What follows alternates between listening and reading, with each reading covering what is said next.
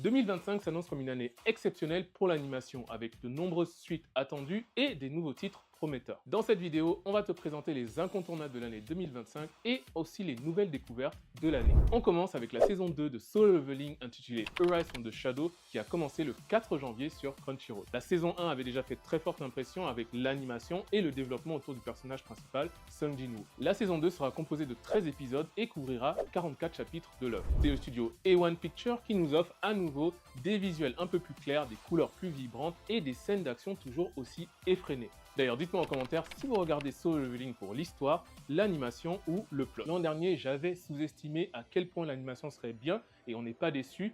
Je pense que s'ils font plus de développement des personnages secondaires, la saison 2 sera très bien. Ensuite, toujours en janvier, on a Blue Exorcist avec la suite The Blue Knight Saga qui est considéré comme l'un des arcs majeurs et comme l'un des meilleurs du manga. Ensuite, on a Zenchu, un animé original par le studio MAPPA qui parle d'une animatrice qui fait ses débuts dans le métier de l'animation et dont l'animé sera un total succès. Ce sera intéressant de voir comment MAPPA eux-mêmes, qui sont très souvent sujets à des controverses sur les horaires et le métier d'animateur, vont mettre en avant ce métier et la réalité qu'il y a derrière. Ensuite, on a Dr. Stone, la saison finale partie 1. Il s'agira de la première partie des 3 parties qui concluront l'animé Dr. Stone. Pas de date annoncée pour les autres saisons de Dr. Stone, mais on note cette tendance au Japon de découper les saisons finales comme avec Bleach ou encore l'Attaque des Titans en plusieurs parties. Ensuite, et ça on l'attendait vraiment, c'est la suite des carnets de l'apothicaire. Animé par le studio Toho Animation, Mao Mao fait son retour avec une deuxième saison et des enquêtes encore plus intrigantes. J'avais adoré la première saison, on la regardait très souvent et d'ailleurs je vous recommande vraiment de le regarder le soir en rentrant du boulot. Les carnets de l'apothicaire, c'est vraiment le meilleur timing pour savourer son repas du soir selon moi. Ensuite, et sûrement l'une des sorties les plus attendues, la sortie de Sakamoto Days. Il y a déjà de nombreux trailers disponibles et Sakamoto Days c'est vraiment un mélange d'action et d'humour. Donc si vous aimez les personnages qui sont calmes en apparence mais très badass au fond, je vous le recommande à 100%. Le manga a commencé en 2020 et il a finalement réussi à obtenir son adaptation en animé. Ensuite, vous avez Pharmaga, une œuvre de l'auteur d'Hiro Mashima de Fairy Tail et Eden Zero. Animé par le studio A1 Pictures, le manga, l'œuvre se passe dans un univers fantasy où les héros font des aventures et surtout de l'élevage. Il faut savoir qu'en France, Fairy Tail a toujours la cote, notamment du côté de la plateforme ADN, où il était dans le top 5 des animés les plus regardés en 2024.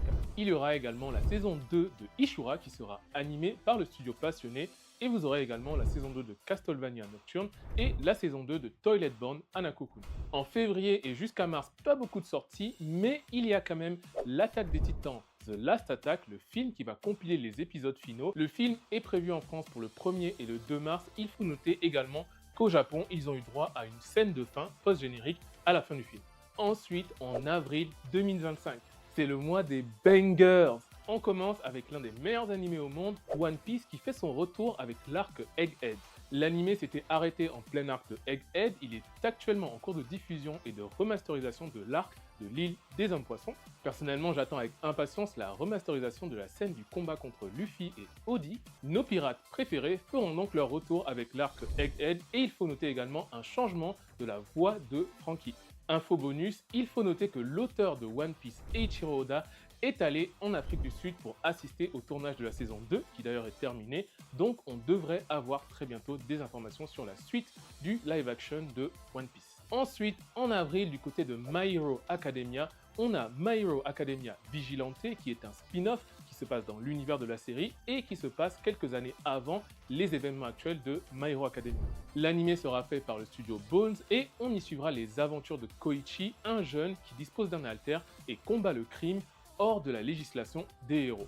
Il faut également noter que c'est cette année, en 2025, qu'on aura la dernière saison de My Hero Academia. Donc si vous attendez la fin de My Hero Academia ou que vous avez déjà lu My Hero Academia Vigilante, n'hésitez pas à nous dire en commentaire ce que vous en pensez. Ensuite, 5 ans après la saison 2, la suite de Fire Force avec la saison 3 partie 1 sortira en avril 2025.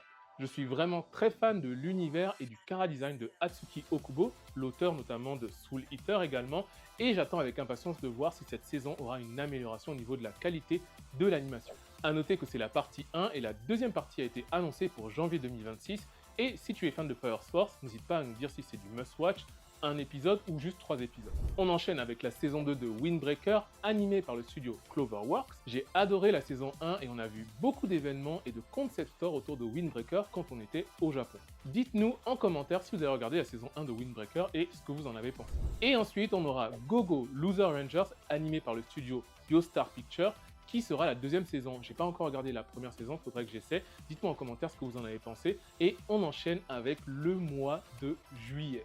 Le mois de juillet, ce sera très chaud. Notamment avec la saison 2 de Dan Dan Dan qui sera toujours animée par le studio Science Saru. Ce sera l'arc de la Maison Maudite et de l'œil maléfique avec notamment le nouveau personnage de Gigi. Personnellement, j'ai adoré la saison 1 de Dan Dan Dan, d'ailleurs on a fait une danse dessus. Et j'ai pris tout ça de peluche au Japon. Il y avait une grosse hype sur la saison 1 et elle était justifiée selon moi par la qualité, la diversité et le côté comique de l'anime. Il faudra voir sur la durée si l'anime continue de satisfaire des foules, mais personnellement, pour ma part, j'ai lu les tomes et je trouve que l'auteur amène bien son univers et amène bien des nouveaux personnages à un rythme bien maîtrisé. Ensuite, on aura la saison 2 de Kaiju No. 8. Kaiju No. 8, c'était vraiment un coup de cœur pour moi et Miss Pirate et on attend vraiment de voir ce que donnera cette saison 2 qui continuera à nous montrer les aventures de Kafka Ibino au sein du département des forces de défense anti-Kaiju. À la fin de la saison 1, ses alliés et son entourage découvraient qui il était vraiment et dans la saison 2, on va pouvoir voir Kafka comment il évolue face à ce nouveau chapitre de son épopée contre les Kaiju. Si comme nous, vous avez beaucoup aimé Kaiju No. 8, n'hésitez pas à nous dire en commentaire si vous attendez la saison 2. Et le petit dernier de juillet, c'est un animé qui a beaucoup fait part de lui, il s'appelle Virgin Punk du studio Shaft. C'est un animé futuriste où on suit une chasseuse de primes et l'animation a l'air vraiment intéressante et prometteuse. Ensuite, en septembre 2025, Demon Slayer. Demon Slayer, le film La Forteresse de l'Infini, a été annoncé pour une sortie en France le 17 septembre. Il faut noter que c'est le premier des films du trilogie qui a été annoncé et confirmé par Crunchyroll qui d'ailleurs en a acquis les droits. A noter qu'au Japon, en ce moment et jusqu'à mi-mars, il y a une exposition Demon Slayer sur les piliers qui vaut vraiment le coup. On essaiera de vous montrer ça sur Instagram et dans des Reels, mais la dernière saison s'annonce épique car elle marque le début de l'affrontement contre Muzan et ses piliers les plus forts. Ensuite, en octobre, on aura la saison 3 de Spy Family animée par Wit Studio et Cloverworks. Il s'agira de l'adaptation de l'arc Intrigue amicale et Cirque rouge avec environ 12 épisodes. Vous aurez également Gintama qui revient avec un spin-off School Life animé par le studio BN Pictures. Ensuite, on a les animés qui ont été annoncés pour 2025 mais qui n'ont pas encore de date. Vous avez notamment le film Chainsaw Man qui parlera de l'arc Reze qui aura pour valeur de saison 2 pour Chainsaw Man. N'hésitez pas à nous dire si vous avez aimé la saison 1 de Chainsaw Man, nous on a adoré l'opening Kickback. Ensuite, vous avez la saison 3 de One Punch Man qui sortira, elle sera toujours animée par le même studio JC Taff. Vous aurez également la première saison de Gaki Akuta, un nouvel animé qui va sûrement faire beaucoup parler de lui. Vous aurez également la saison 2 de Frieren qui sera toujours animée par le studio Madhouse. Vous aurez la première saison de l'Atelier des sorciers, la première saison de Togenanki et la 4e saison de Classroom of the Elite. J'ai adoré la saison 3, je suis vraiment devenu fan de la licence donc j'attends avec impatience de voir la suite des aventures de Ayano Koji. Et on arrive à la partie où je vous présente les animés qui seront soit des 3 épisodes ou du must-watch, donc à regarder, ou qui feront parler d'eux cette année. On commence et on s'y attend forcément. Demon Slayer cette année, le film de l'infini va tout casser, il va vous scotcher, vous le verrez sûrement Day One sur les plateformes de streaming ou même en avant-première s'il sort dans nos cinémas. Ensuite, vous aurez One Piece, forcément, on est sur l'arc Egghead, l'un des arcs les plus incroyables selon moi de One Piece. L'arc sera bourré de combats titanesques, j'en suis convaincu, et vous aurez également des révélations sur le passé de Bonnie et Kuma. Ensuite, toujours dans les animés qui vont faire parler de cette année, vous avez Dan Dan Dan. L'animé a fait un carton avec la saison 1 et au Japon, je vous rassure, ça ne ralentit pas du tout. Le studio va clairement jouer sur la hype et ils vont conserver, si ce n'est augmenter, la qualité d'animation et la créativité surtout de leur animation. Bien évidemment, et on n'oublie pas la saison finale de My Hero Academia. La dernière saison, si vous l'avez regardée, était juste incroyable, c'est l'une des meilleures saisons selon moi, et la saison finale clôturera le combat d'Izuku, Bakugo et des héros contre les vilains formés par Shigaraki Tomura et All for One. Et pour finir, Kaiju No. 8, s'ils maintiennent le même niveau d'animation que la saison 1, la saison 2 va être juste incroyable. Donc voilà, c'était les sorties animées de 2025. Si on a oublié un animé, n'hésite pas à le rajouter dans le champ commentaire. N'oublie pas d'exploser le bouton like, de t'abonner si tu ne veux pas manquer les prochaines vidéos, et cette vidéo sera d'ailleurs disponible en format podcast. Abonne-toi si tu ne veux pas manquer les prochaines vidéos, et encore une fois, abonne-toi.